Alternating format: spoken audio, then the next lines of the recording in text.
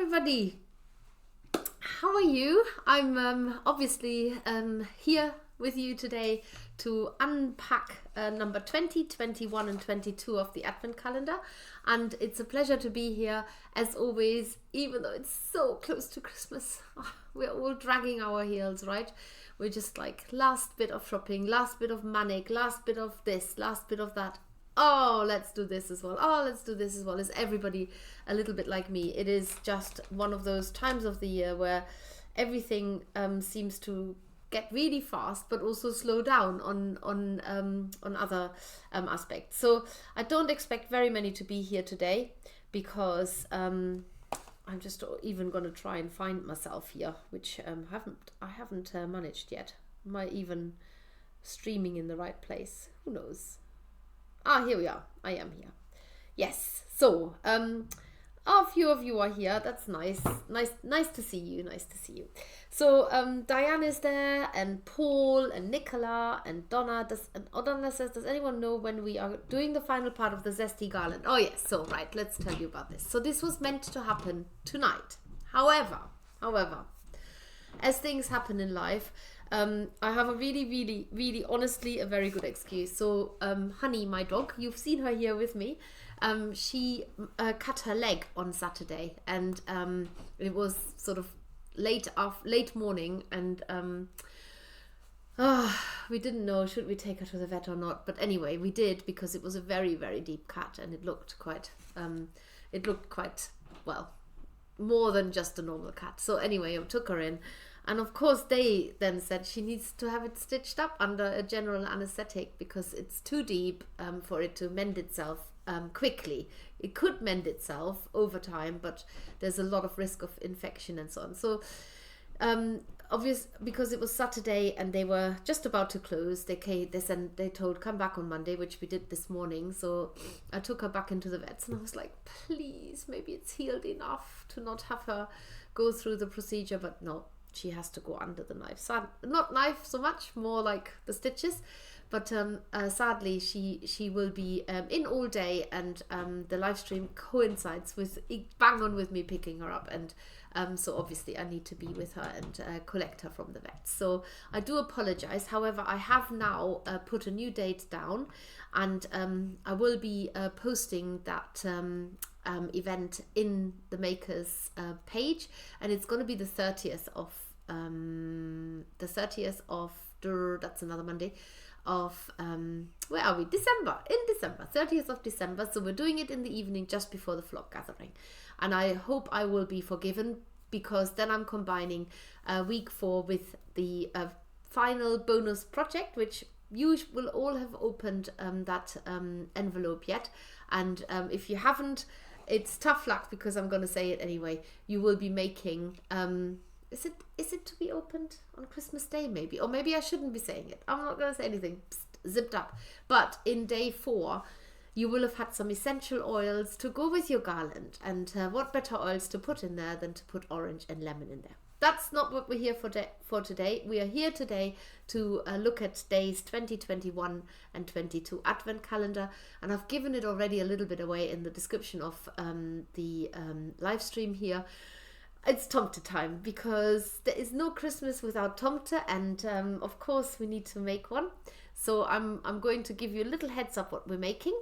And this is our little chappy in very... I think there's a very Christmassy color, like a plum purple and a star anise deep ginger color, and the little pink nose wasn't pink to start with, it was white, exactly from the days of the calendar. So before I'm going to talk anymore, I'm going to check again who is watching. Quite a few of you are watching. Maybe you all have had enough working and you're just chilling now. Anne says, afternoon all, it's crazy out there, avoid it if you can. I agree. Okay, so I own up, I'm gonna say it. I had a panic attack yesterday in Tesco's. Yes, I did. And I was hyperventilating. God, I'm such a twat, honestly.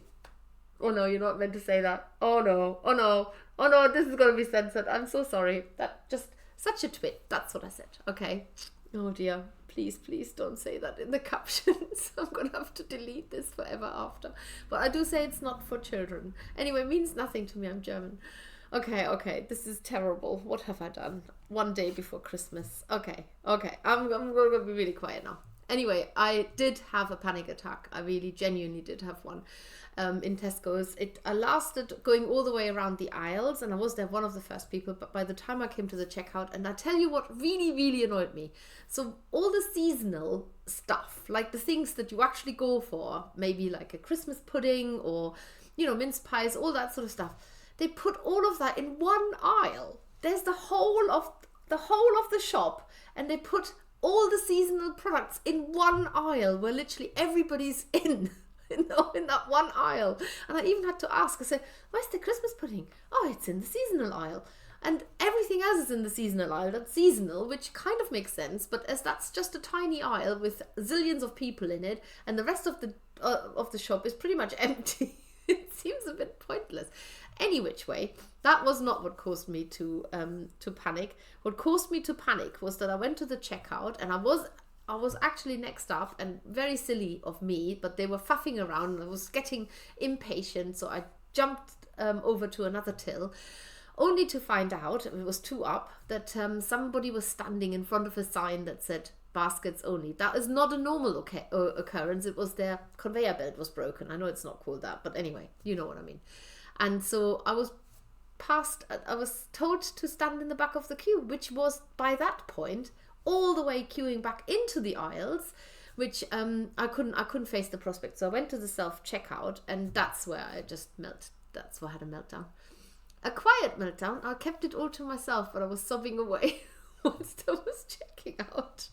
And when they came to approve the little bit of alcohol I bought, I must have thought, this is one crazy lady, she's standing there crying her eyes out. I go to a massive big supermarket, nobody knows me there, so there. Any which way, right. Okay, nobody has left after my little very naughty slip up. Hannah says, of course you are forgiven. Honey is more important, and we will always be here. Thank you very much, Hannah. Sharon says, hope Honey is better very soon. Thank you. Julie says, bless Honey, of course you are forgiven. Put your fur baby first, always. Yes, I know. I did have a little tear running down my face this morning when I dropped her off, because dogs or animals, they just don't know what's going to happen to them, and you're entirely in charge of it. It's and they were very lovely, and she was very happy to go with them, but still. Oh dear. Hannah says, you are the best. No, honestly, I'm the worst. Pip says, hope Honey gets well soon. I'm still working. I have to go to Asda after I finish work. Oh, good luck. Paul says, panic attacks are not fun. I have them myself. I walked out, and I was like, I couldn't get my breath back, because I was like totally like couldn't speak. When I have a panic attack, I stutter. I know I shouldn't laugh, but it's just like there is a certain control I have over it. But I'm just gonna pop this. Oh gosh, I need to pop this screen up a bit, because everything's dark. I'm dark. Everything's dark. Needs to be lighted. That is much better. So yes, but I do get them too. Oh God. Diane says a super blooper. Yes, a super blooper that was. Can only hide behind my Germanness. I think swear words are terrible when you've grown up with them. Like, I wouldn't use any German swear words. I feel like really it's very bad to use them. But the English ones just like out they come. Say as it is, Steffi. Yes, I did. Diane says, I've spent the morning chasing my 2-year-old granddaughter around the zoo. Oh my God, you took your granddaughter as well. You must be all superhumans, any which way. So, yes, let's have a look what's inside the parcels, shall we? I do hope. Oh yes, it's all working. I had to set it up completely from scratch, because very helpfully I had to restart my laptop, as of happens. So 20th, 21, 22. Right, let's open it up. We have, oh, look at this. This is just delicious. This is the sort of color you just want to sit in. Rich plum color. Right, Purple Perendale wool buds. Color has so many meanings to so many people. One thing is for sure, it is a strong and magical color. We associate it with independence, pride, peace, mystery, and magic. So many people have it as their favorite color. Perendale buds felt down beautifully into the shapes, but are also great to add as 2D detail. Whilst we already stock so many people, so many purple shades, not people, we don't stock people. One can't have enough, right? This one is a one-off, a special treat. So make the best of it, and get quite a large amount here as well. Then 21. 21, we have, ooh, look. Now these two colors are so clashing, but I'm a complete OCD person when it comes to, but bizarrely, I love clashing colors, so they don't always have to. Star Anise Brown Wensleydale curls. Curls, fabulous curls. No advent calendar would be complete without the natural texture. Glorious sheep. This one has been dyed a lovely, rich star anise brown with ginger hints. We love it for all kinds of projects, beards, hair, landscape, texture, root, tendrils. Color is so versatile. A great stash buster. Or perhaps you already have plans for it. I do. And finally, number 22.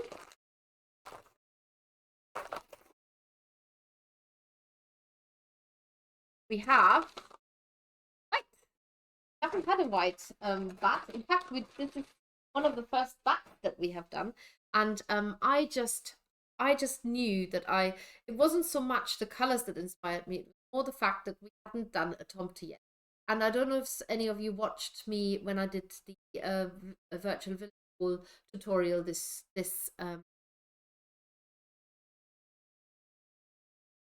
sorry.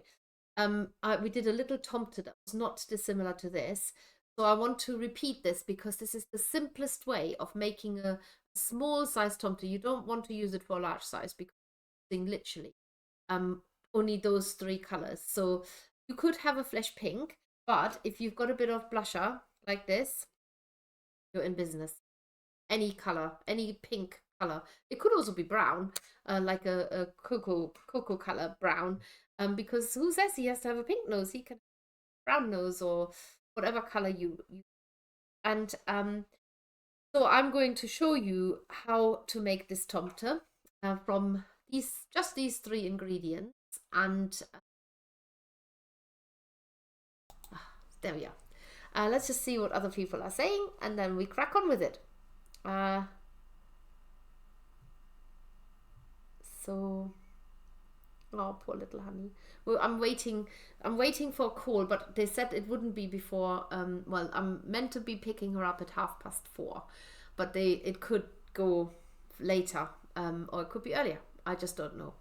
And in this traffic, it's at least half an hour away. But I'm gonna have a little sip of my tea while I'm reading.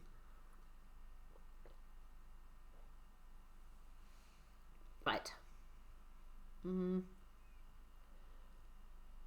It's a gorgeous purple, says Nicola. It certainly is. Rightio. So let's crack on with it. So I'm going to pop these two to one side. I'm going to go to the overhead camera. I'm still using my same felting mat that I've been using all along the Advent project making. I'm just going to pick out some of the colors that were in there earlier, but the felt sheet is doing it good justice still. And I have got a fine felting needle here, which is not a great one, so change it to a medium needle. There we go. So to make the whole shape all in one go, which is what I've done here, you're going to take off some of this. Please don't use all of it. It's just too nice to put inside. But for making a small shape, it's okay. But if you are planning to use it on larger tomte, then do use a core wool. I'm not doing that. So what you do is you can wind in one part of it, sort of a little bit, to make it slightly bulkier, then have the other part stretched out. If you want a really long hat, then make sure that this is nice. And then I wind it in again from the right angle. So what I'm doing now is I have really thin wispy ends here, and I've got a sturdy base here that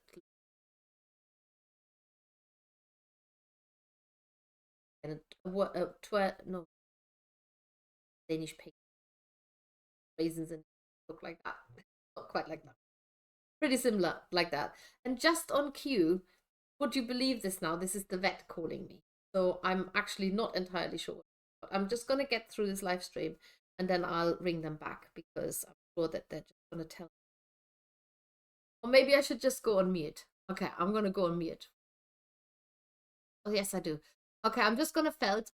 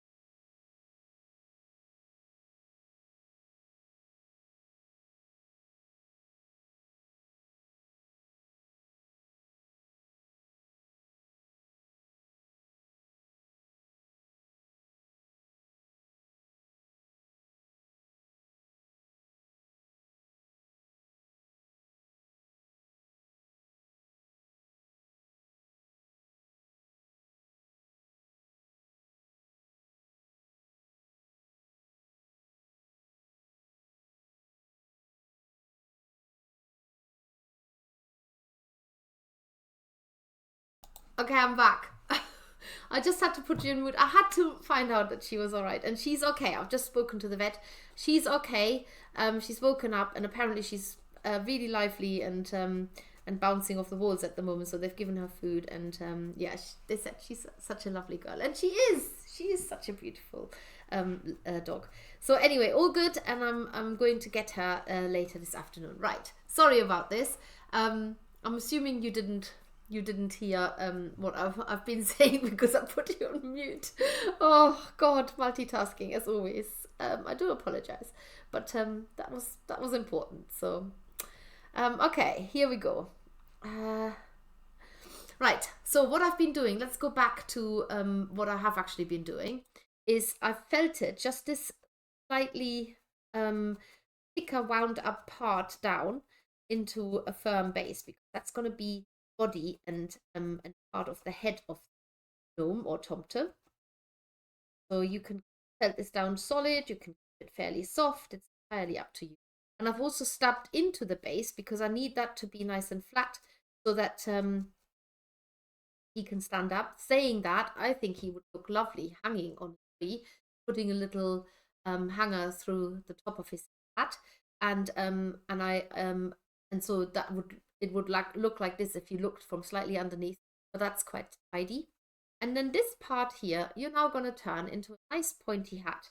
And to do this, I often explain it. If you are trying to smooth this down, if this wasn't wool, but hay, you try to smooth it down, you do this. Notice how where my fingers are going, like they're going in star shape, like a almost like a, yeah. So in these lines, aren't they? They're going towards the tip. Then they've come together at the top, and this is exactly what you have to imagine you do with your felting needle. Stab a little bit harder at the top, all the way up, lift it off, a bit harder here at the top, and you just consistently stab into this really soft wool that you could so easily just tear off, but we're not going to do that. Just stab into it and always concentrate stabbing at the tip of the hat. And even though you're fastening it onto the mat, lift it off, turn your shape, and continue doing that for a little bit. So if you want the hat to be slightly shorter, then you still manipulate this, and I'll show you how. But let's just get the hat shape established best as you can. And I'm making a quite long. So you either have that shape, or it might be a bit fatter or a bit shorter, either way. And once you've done this, then you hold on to the top of the hat and you're going to stab along him downward. And that will firm up the shape a little bit, but it will also make it slightly shorter. The hat will be slightly shortened that way. Long.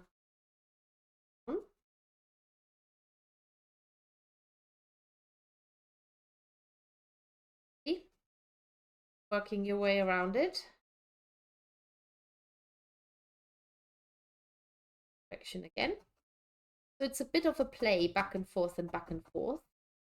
Don't worry too much about if the hat is skinny, because we are adding more wool to the hat later on.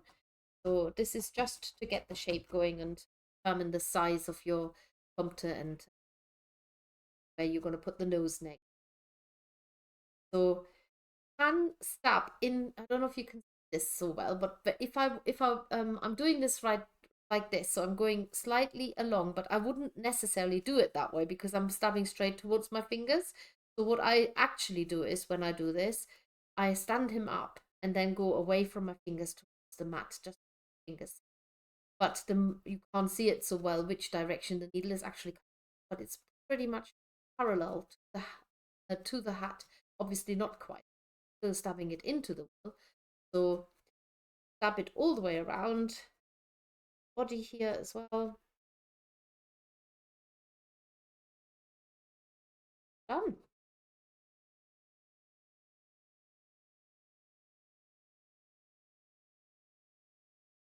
And once you've got the little shape relatively secure, there will still be a lot more you can do in terms of adding firmness to it. Then take a small amount of the white wool, so just enough to roll into a ball shape. Sometimes you tuck the sides in when you roll it into. Try and get a smooth surface so that it doesn't look like this, and felt it down.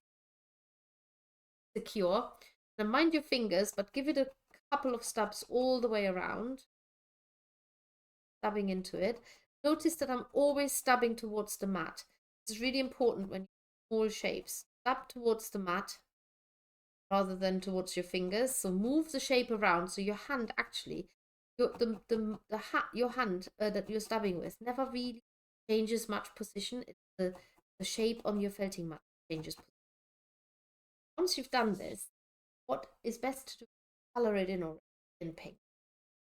Then you thinking about it. So roll the ball, your blusher, this, massage it in a bit. Then if need be, you can blow at it, get a bit of the PDV dark pink out. And then you can find whichever part of the nose you like the best. If you've made it too pink, oh look, I've got very shiny hands now. If you've made it too pink, add a bit more white and repeat with the blusher again. Just place this onto your Tomte so that you've got a good part of the hat still above, and the nose gets fastened on by stabbing into the edge of that pinkish. You can add more blusher to it. It could be that the color sort of gets a little bit distorted now, stabbing into it. And if that's the case, just more. Okay. Add a little bit more to it, rub it in, melt it down. And the blowing of it makes sure that you end up with whatever you want there left. Now, with regards to the curls, I say this all the time, and you hear hear me talk about it all. Don't pull the curls, cut them. I'm actually going to cut off generous curls here. They just happen to run in the right direction. Take this. What happens when you pull? You just tease them into a frizz, just like real curls. You don't want to brush them too much, make them really, really frizzy and airy, when actually you want the curls still. So I tease them sideways a little bit to open them up. Then fasten them onto your little Tomte so that they are obviously below the nose, but on the side they're going up. What I've done with our little Tomte, he's got a cover all the way around. So he's completely hair and beard all the same.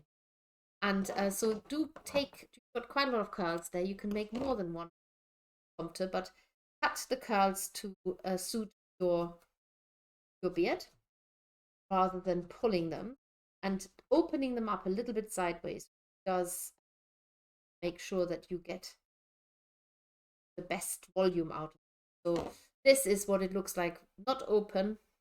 This is what it looks like when it's opened up. It sort of almost doubles, if not triples in quantity. So if it's still too long, hold it under a bit or felt it down more so that the wool sinks in the shape underneath it a little bit more. Cover all of the lower part of your tomte with the curl. Just taking the front. Don't worry too much if you've got a cut edge. I cut my tomte beard, the one that I made earlier, all the way around the edge anyway, because I thought wanted him really neat. In case you're using the hanging decoration, you don't want straggly bits of curly wool. So stab into there, all the way around, front and back, all the way, all the way, all the way. Last bit here, cover, nearly there.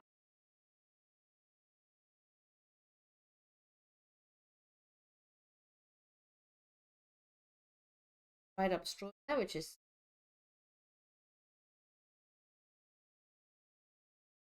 that down. Sometimes you can put another layer over the top if you wanted to be extra big. Yeah, just not covering enough, then more to the top. All the way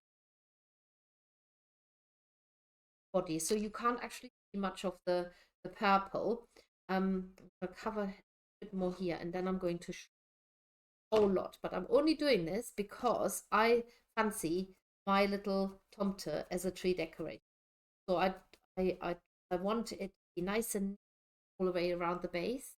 So with the longer straggly bits, I'm going to trim them. Just going round it and trim it all to the same length.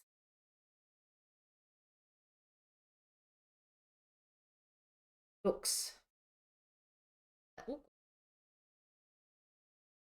Okay, right. So now we've got almost done, but at the moment the nose is just like it looks touched, whereas here, got the nose covered under. I'm going to show you how to do this. So for this, you will need a little bit more of your purple wool, and you need quite a long strand. So if you know how to, as in you know which way the fibers are running, tease it a little bit longer. And if you have a weak patch like I have here, don't fight it. Just let it come apart, overlay it, then try again. And then you're going to fold your shape in half so that you've got a neatish edge here and wispy fibers that end. And that neat edge sits on top of it.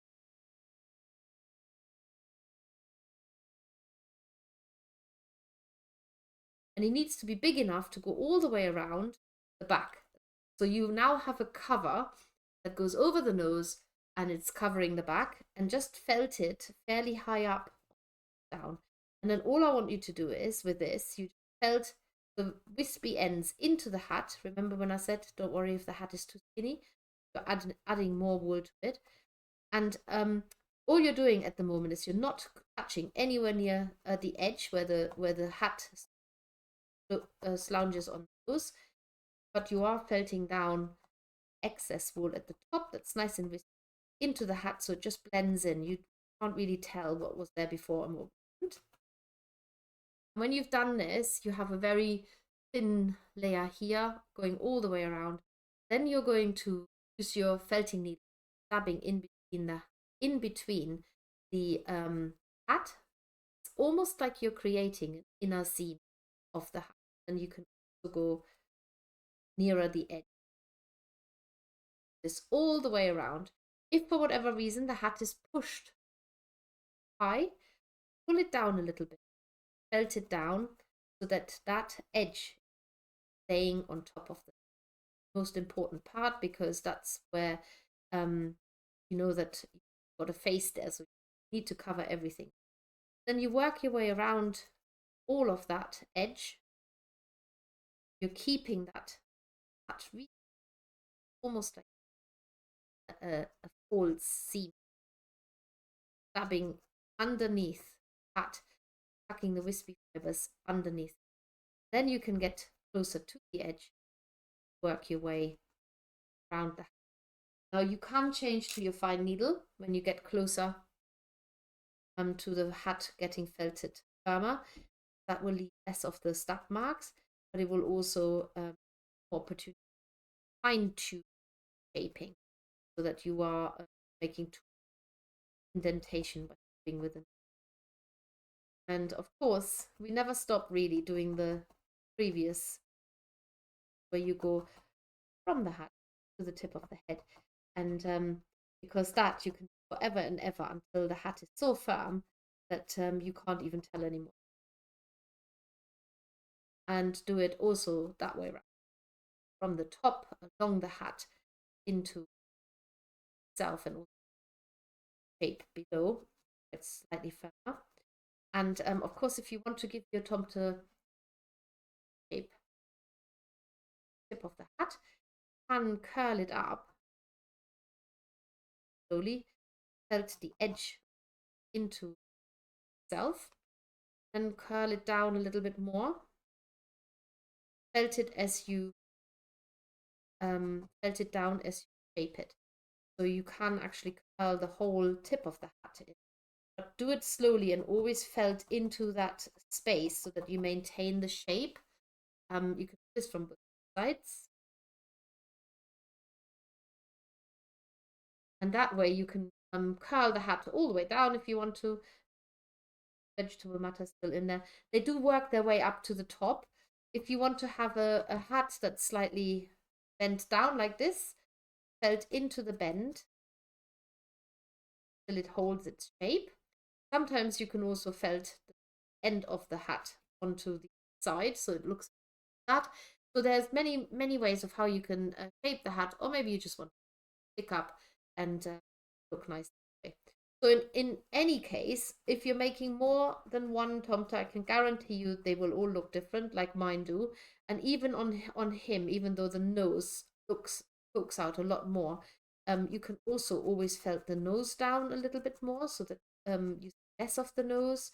But in any case, whether you like it with a big nose or a small nose, I'm sure you will find your perfect formula on how you want tomte. And of course, they don't need to be this colorway. I just thought we have never made a purple tomte with this fabulous auburn color beard, and I just absolutely love the color combination, purple and that flashing auburn color.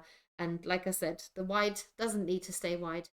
Color it in any color you want. You don't have to blusher. You could also use wax crayons, you can pencils, colored pencils, of course. So there's lots of ways of how you can get your tomte looking whatever skin color you want them to be. Right, so that's basically all for me, and I'm just gonna check. Some of you are needing to go. Yes, my scissors, the rainbow scissors, absolutely love them. They are super sharp and super cool and so pretty to look at and use. We have them in straight and in curved. Oh, Lorna has just spotted us watching while having a tea at Tesco. Oh my goodness, you're in the lion's den, you are. Dawn says, great news about Honey and happy Christmas. Hi everyone, Merry Christmas, says Mary. I'm reading backwards now. Glad your fur baby is doing well through this. We do worry about them. So thank you so much for letting me just talk to the vet quickly while I'm live. That was a first. Never taken a call while I was live. Anyone who has just arrived will be wondering where the sound is. Nobody wonders where the sound is with me anymore, I can tell you that. They all just think, oh, she's done another blooper. But my blooper today was not anything to do with technical errors. My blooper today was entirely to do with the looseness of my mouth. And I do apologize if I've offended anybody. I didn't mean to, it just popped out. So anyway, there's only one thing to say. I wish you all a really light-filled holiday. I know not everybody celebrates Christmas, and so everybody needs to find what they take away from this time. But hopefully it is something good. Whether it's just time out, whether it's just the enjoyment of different foods being available to buy, whether it is the gifting, whether it is the going away, whether it is the closing door and switching everything off and ignoring everybody, whatever works for you, just make sure that you are tolerant of other people, because not everybody is the same. And at this time of the year, and I just want to say that with a really heartfelt urgency, at this time of the year, many people struggle mentally, and the mental wards in hospitals are overworked at this time of the year, because not everybody finds this time a reason to be jolly and happy. In fact, many people find this a reason not to be here. And so if you know anybody, or if you think that somebody could be struggling or be on their own, just give them a call, drop them a line, offer them a place at your table, or just a nice and friendly word can sometimes mean all the difference to somebody who is feeling very lost. So any which way, I hope none of you are feeling lost, because guess what? You won't see me, you will see me very soon again. Not for a little while, because I'm also going to have a Christmas now. And our offices are closed until the 2nd of January as of tonight. But you know me, I'm going to be here. I'm going to be checking the emails. I'm going to be checking the messages. I'm going to be checking social media. So fear not, I will be there whether you like it or not. But you don't have to be. So take care, everybody. Have a lovely, lovely time. And I see you at the other side. Bye.